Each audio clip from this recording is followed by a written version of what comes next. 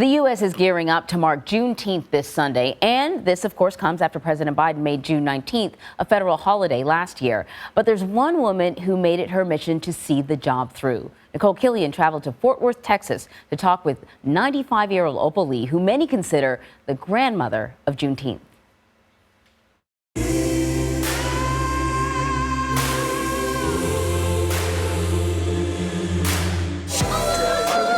At 95 years young, Yes, ma'am. That way. Opal Lee shows no signs of slowing down. Her life story has become legendary for her unwavering mission as the grandmother of Juneteenth.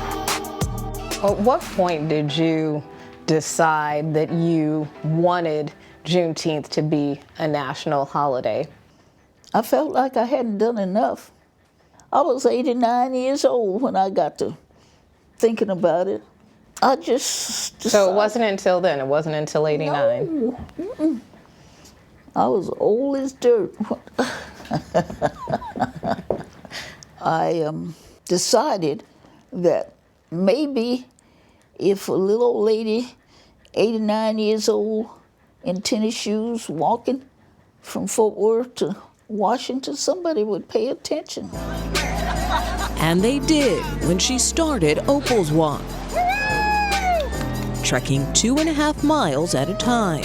For the 2.5 years it took for General Gordon Granger to arrive in Texas and inform enslaved black people of their freedom after the Emancipation Proclamation in 1865. She delivered 1.5 million signatures to Congress, clinching victory when legislation passed last year. The bill is passed. It was signed by President Biden at the White House, establishing Juneteenth National Independence Day. What do you think of when you look at that pen? That it has done so much for freedom. Long before the former school teacher and mother of 4 launched a national campaign, her recognition of Juneteenth came at an early age.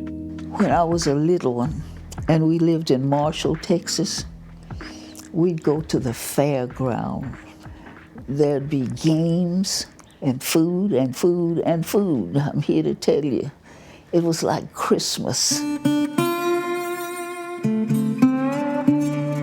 But June 19th wasn't always a celebratory occasion. In 1939, when Opal was 12 years old, her family moved to a home at this corner in Fort Worth that was torched by a white mob.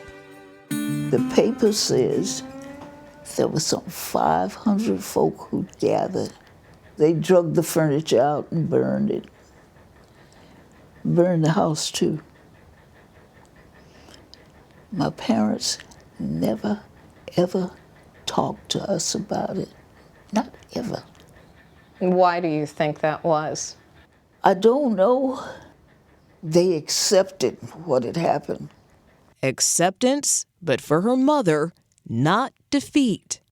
After that house was destroyed, she worked untiringly till she got another one. I say that maybe I got my tenacity from her. I've got a long way to go. That tenacity is now driving Opal to erect a new national museum on her own land dedicated to telling the story of Juneteenth. People think it's a black thing when it's not.